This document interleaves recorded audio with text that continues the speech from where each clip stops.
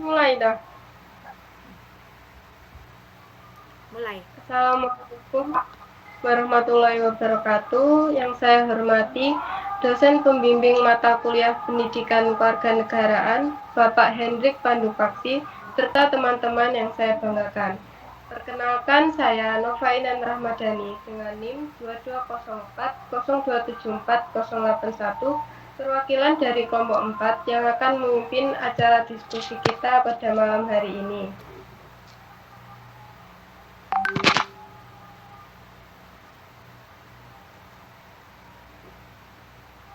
Pertama-tama, marilah kita membaca Al-Fatihah bersama-sama.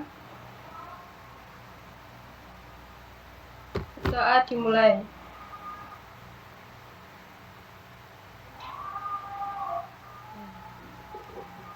Berdoa selesai. Lalu untuk sebelumnya izinkan saya untuk memperkenalkan anggota dari kelompok kami. Yang pertama, perkenalkan saya sebagai moderator Nova Intan Rahmadani dengan NIM akhir 081.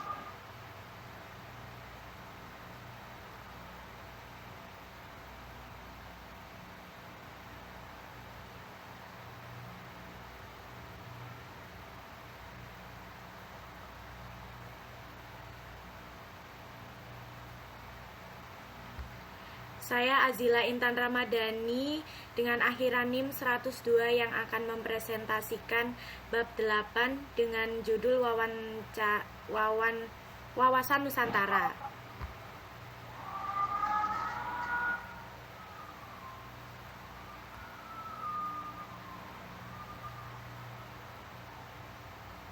Untuk teman-teman yang lain dipersilakan untuk memperkenalkan diri.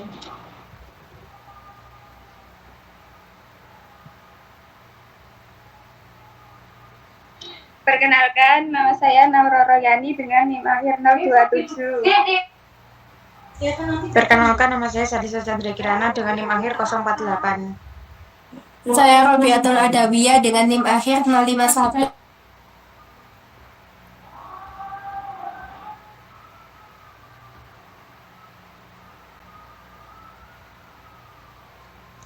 Dan teman saya Meita Wajidatul Lailiyah dengan NIM akhir 093.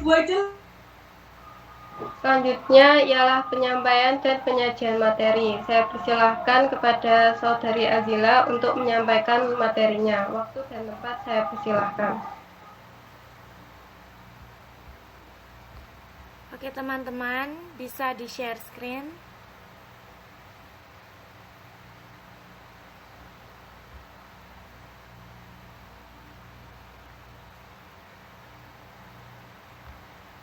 Bisa di landscape, Salisa.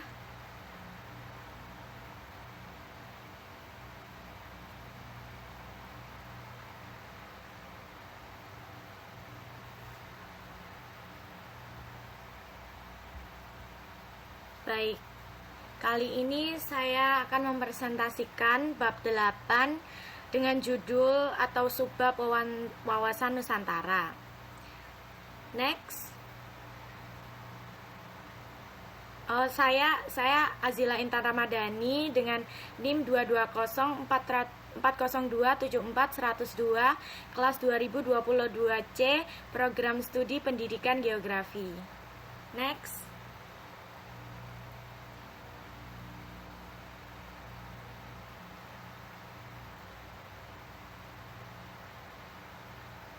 Bisa di next, Salisa.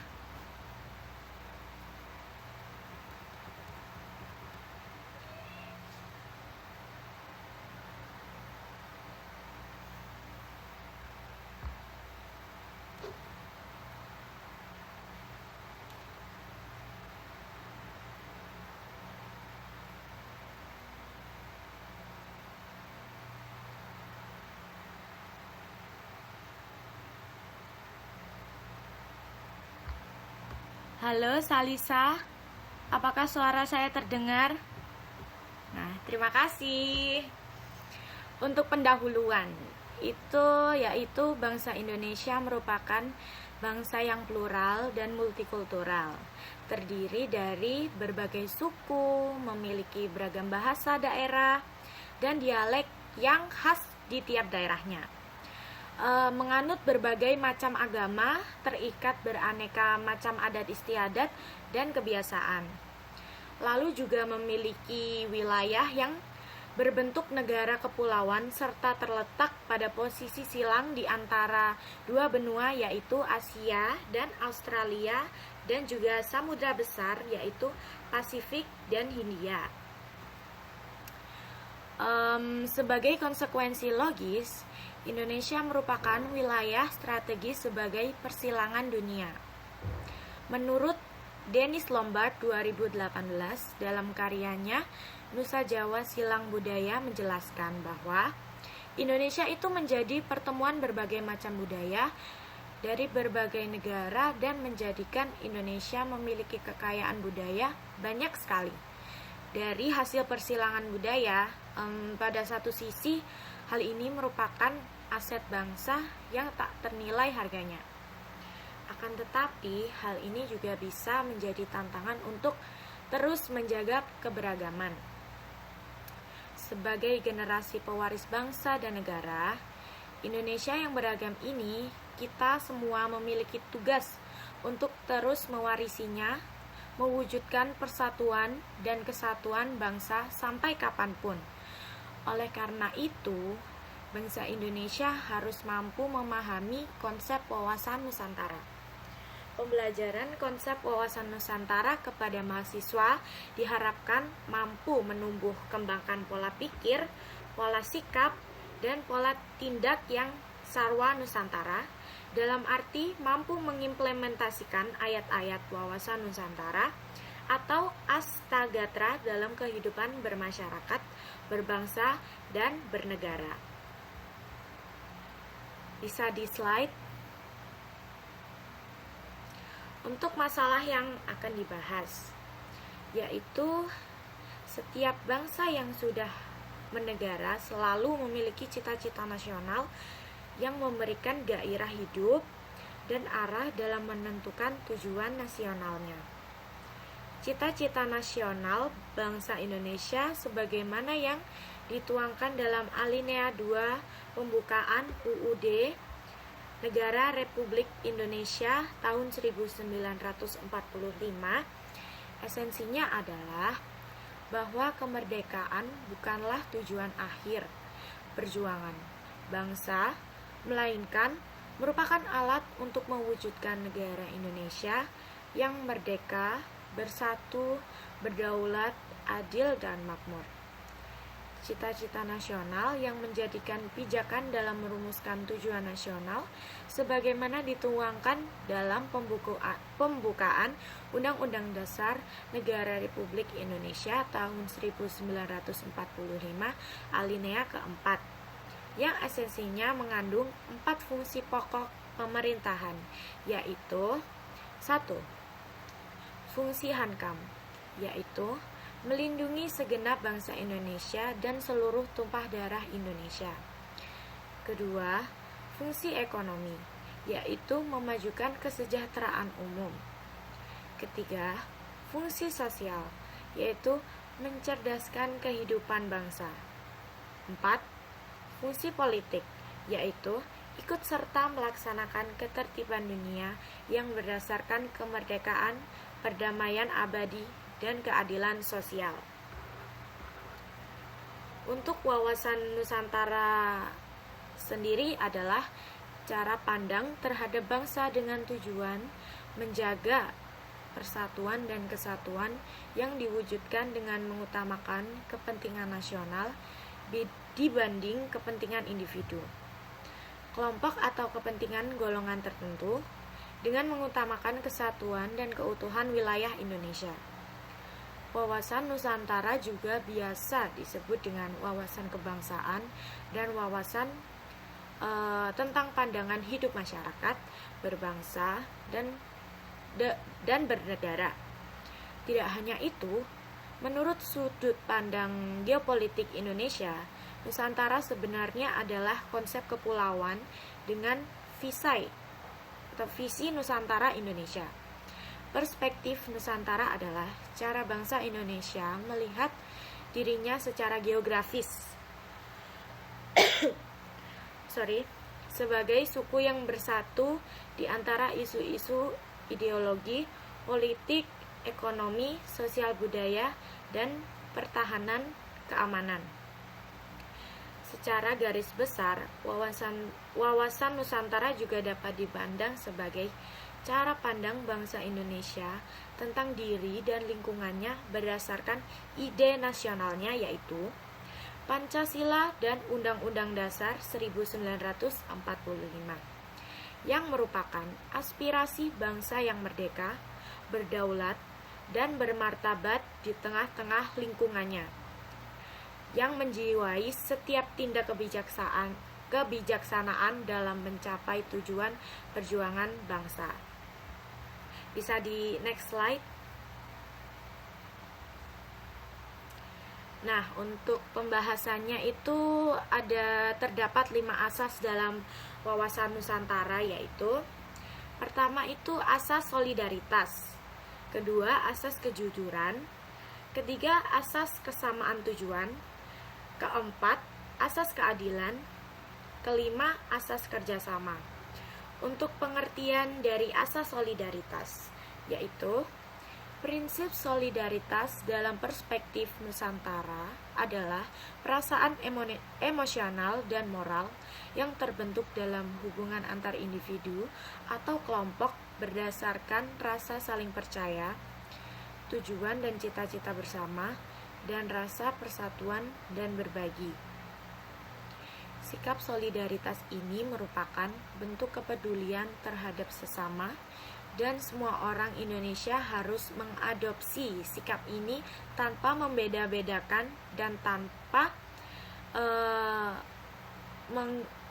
membeda-bedakan orang lain. Kemudian, loyalitas menjadi tonggak utama dalam terciptanya persatuan dan kesatuan bangsa. Rasa solidaritas atau solidaritas dapat menjadi kekuatan tersendiri untuk mencapai tujuan dan cita-cita nasional. Yang kedua, yaitu asas kejujuran. Asas kejujuran dalam wawasan nasional merupakan kejujuran dalam berpikir serta bertindak. Pijakan berpikir dan bertindak juga harus sesuai fakta dan kenyataan. Hal ini harus dilakukan demi tercapainya kemajuan bangsa. Yang ketiga yaitu asas kesamaan tujuan. Tujuan yang sama dalam konteks kebangsaan merupakan salah satu asas wawasan Nusantara. Dahulu, bangsa ini dijajah oleh bangsa lain. Masyarakat Indonesia memiliki kesamaan tujuan untuk merdeka dan terbebas dari penjajahan. Hal itu dilakukan secara kolektif, bersama-sama semua elemen bangsa. Keempat, yaitu asas keadilan. Asas keadilan merupakan hak yang harus diwujudkan dalam memperoleh keadilan.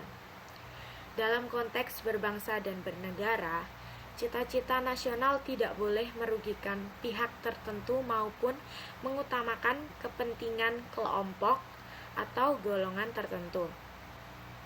Asas keadilan dalam cara pandang wawasan Nusantara berlaku di segala aspek kehidupan bernegara, apakah itu keadilan hukum, ekonomi, politik, sosial, dan budaya. Yang terakhir yaitu asas kerjasama. Kerjasama antar elemen masyarakat sangat dibutuhkan. Asas kerjasama diwujudkan dengan dasar kesetaraan, sehingga tercapainya efektivitas dalam mencapai tujuan bersama. Hal ini juga sejalan dengan asas Pancasila, yakni kegotong royongan.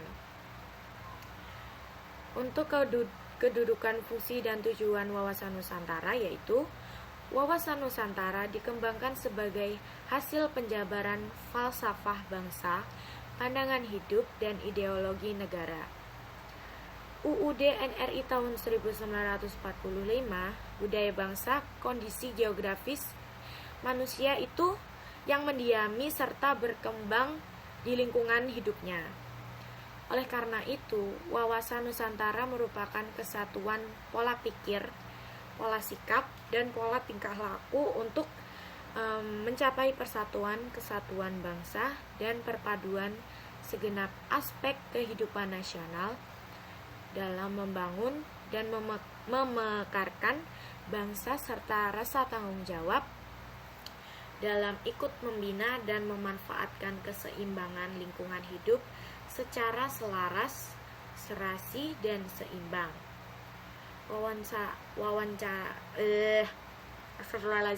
Wawasan Nusantara sebagai hasil budaya dicerminkan dalam 3 unsur dasar, yaitu 1. Wadah, 2. Isi, dan 3. Tata laku. Kedudukan wawasan Nusantara sebagai wawasan nasional bangsa Indonesia merupakan ajaran yang diyakini kebenarannya oleh seluruh rakyat agar tidak terjadi penyesatan dan penyimpangan dalam upaya mencapai dan mewujudkan cita-cita dan tujuan nasional. Bisa next slide.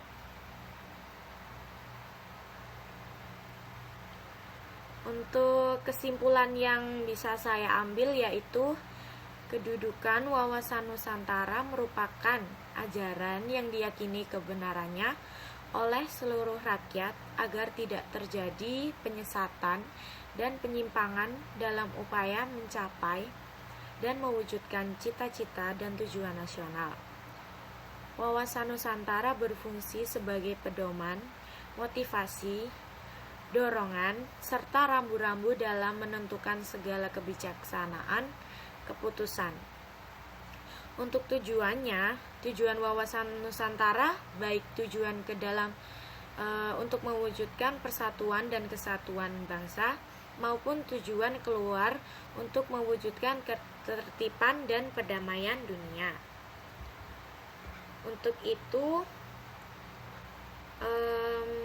dalam aspek tujuan ke dalam meliputi wawasan Nusantara dan kesatuan dan persatuan segenap aspek kehidupan nasional, yaitu aspek alamiah, posisi dan lokasi geografis di Indonesia, SI, keadaan dan kekayaan alam, keadaan dan kemampuan penduduk mampu. Selanjutnya, aspek alamiah disebut dengan Trigatra yang disingkat si kaya mampu. Yang B, aspek sosial yang terdiri dari ideologi, politik, ekonomi, sosial budaya, pertahanan, dan keamanan. Selanjutnya, aspek sosial disebut dengan Pancagatra yang disingkat Ipolek, Sosbud Hankam. Kombinasi antara Trigatra dengan Pancagatra disebut dengan Astagatra. C. Tujuan keluar. Tujuan keluar wawasan Nusantara adalah ikut serta mewujudkan kebahagiaan, ketertiban, dan perdamaian bagi seluruh umat manusia.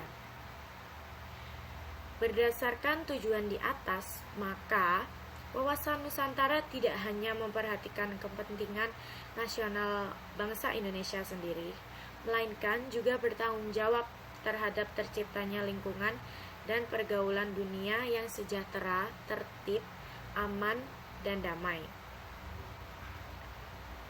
Untuk menurut ajaran geopolitik sebenarnya sudah dilaksanakan orang sejak lama.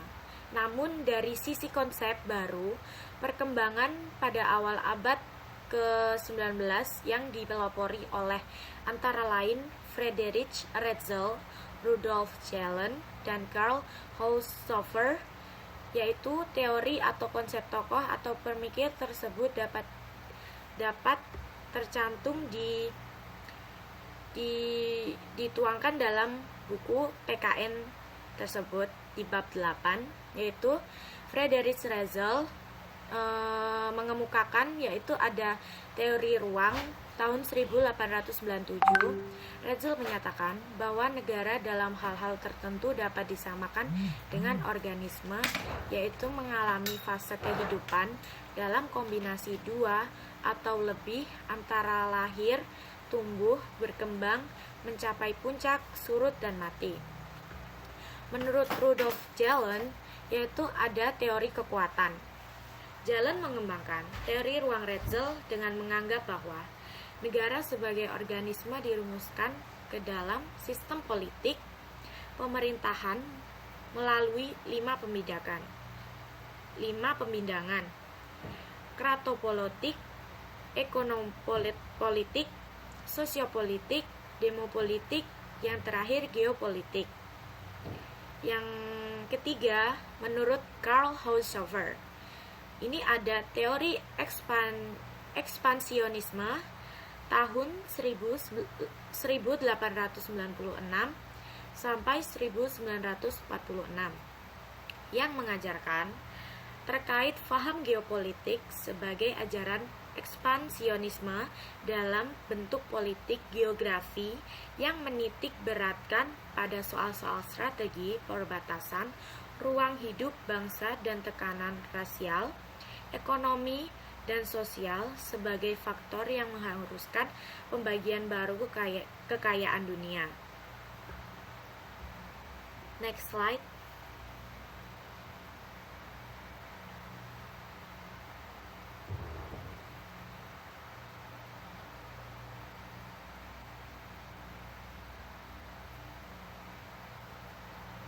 Bisa di next, Salisa.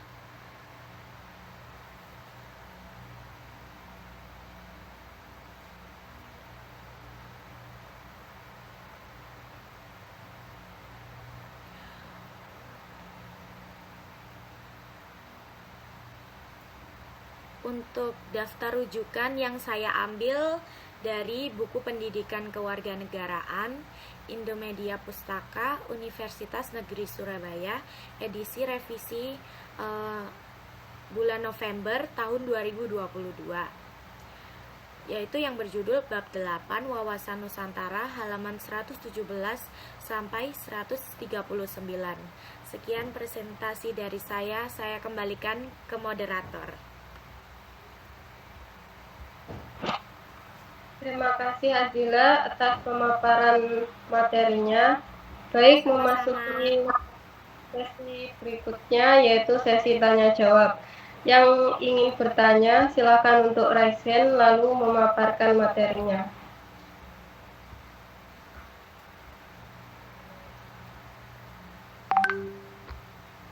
Adakah teman-teman yang ingin bertanya? Silakan untuk raise hand.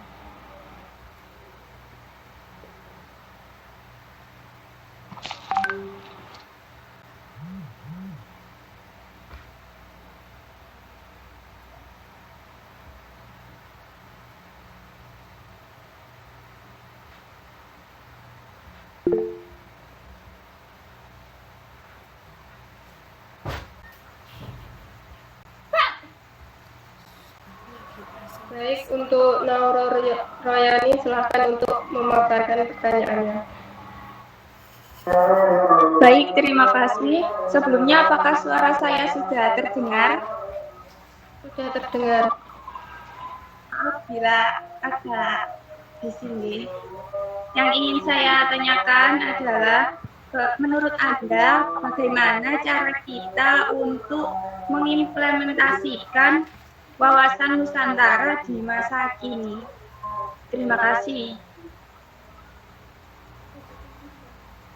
Selanjutnya untuk Azila, silakan menjawab pertanyaan dari Nauro Royani. Baik, saya jawab ya pertanyaan dari Nauro Royani, yaitu